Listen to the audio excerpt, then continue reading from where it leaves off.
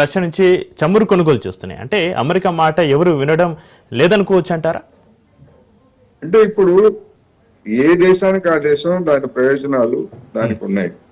Russia నుంచి వచ్చేటువంటి చౌకగా వచ్చేటువంటి గ్యాస్ కావచ్చు, రష్యా నుంచి చౌకగా వచ్చేటువంటి ఆయిల్ ను కావచ్చు, ఉక్రెయిన్ సంక్షోభం కారణంగా మిగిలినటువంటి దేశాలన్నీ ఎందుకు ఆ భారాన్ని భరించాలి? రష్యా నుంచి కాకపోయేట్లయితే మిగతా దేశాల నుంచి అంటే ఎక్కడి నుంచి తీసుకోవాలి? అమెరికా నుంచి తీసుకోవాలి, లేదా ఇతర గల్ఫ్ కంట్రీస్ నుంచి తీసుకోవాలి.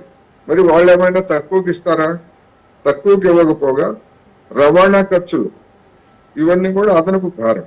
అందుకని ఆ భారాన్ని అదనంగా భారాన్ని మేము ఎందుకు భర్తీ చేయాలి? ఉక్రెయిన్ సమస్యను సృష్టించిన అమెరికా. అందుకని ఆ సమస్యను సృష్టించినటువంటి అమెరికా దాన్ని పరిష్కరించాలి. అది పరిష్కరించకుండా మా మీద భారాలు మోపడం ఏమిటనేటువంటిది కొన్ని ఐరోపా దేశాలలో ముందుకు వచ్చినటువంటి సమస్య.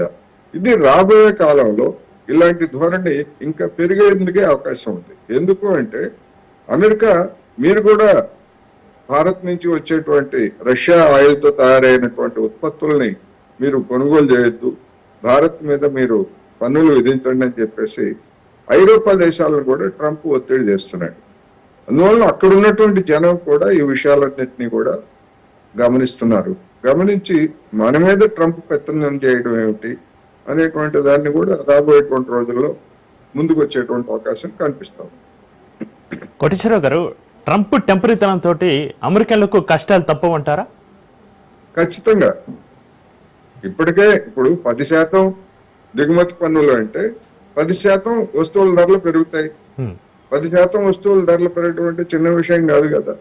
1%, 0.5% బిజినెస్ పర్సన్స్ తమ లాభాలు తగ్గించుకున్నారని అనుకున్నా గానీ 7-8% ధరలు పెరిగిన తర్వాత అమెరికాలో మనం చూస్తున్నాం. మన దగ్గర ధరలు పెరిగితే ఏ విధంగా మనం అంతా మధ్యతరగతి, చిన్న పేద మధ్యతరగతి ఉద్యోగులు ఏ విధంగా వెలువెల్లాడిపోతున్నారో మనం చూస్తాం.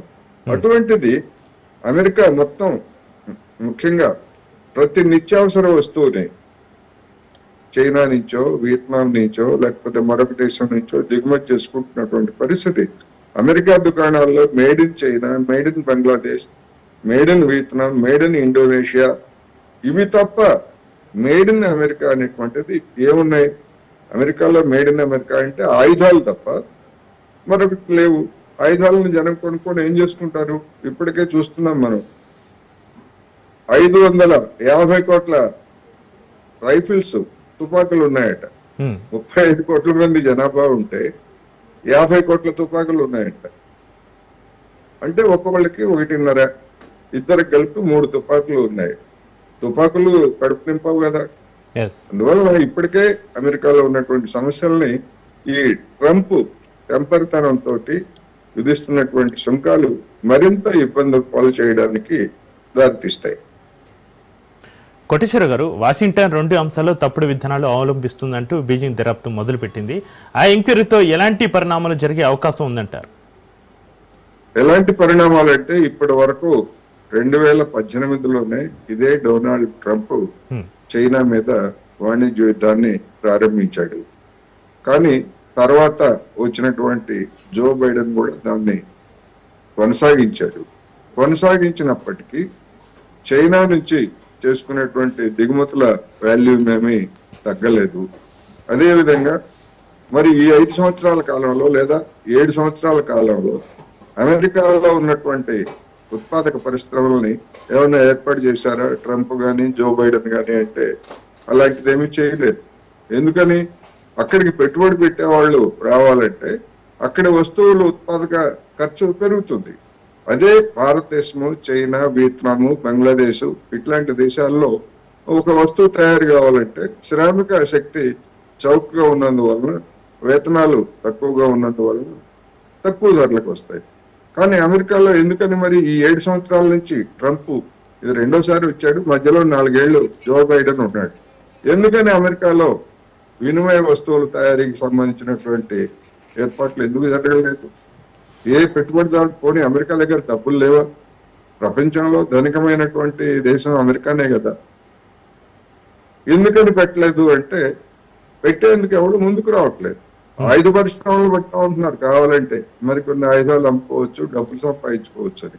కానీ ఎవడు కూడా నిత్యావసర వస్తువులుగా ఉన్నటువంటి వాటిని ఉత్పత్తి చేయడానికి ముందుకు రావట్లేదు. కోటేశ్వరరావు గారు, మొత్తానికి అమెరికా ఇటు చైనాని కావచ్చు, అటు ఇండియాను డీల్ చేసే విషయంలో తర్జన పడుతుందంటారా అమెరికా?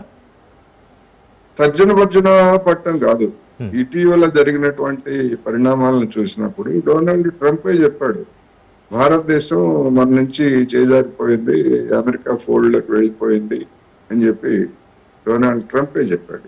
అంటే ఏమిటి, మనం భారత్ విషయంలో తెగేదాకా లాగాము, ఇప్పుడు ఎట్లా దాన్ని సరిచేయాలా, లేకపోతే తిరిగి భారతదేశంతో ఏ విధమైనటువంటి సర్దుబాటు చేసుకోవాలా అనేటువంటి ఆలోచనలో ఉంది. ఒకవేళ సర్దుబాటు చేసుకునేటువంటి ఆలోచన అంటే మన దేశం చెప్తున్నటువంటి షరతుల్ని డొనాల్డ్ ట్రంప్ అంగీకరించాలి.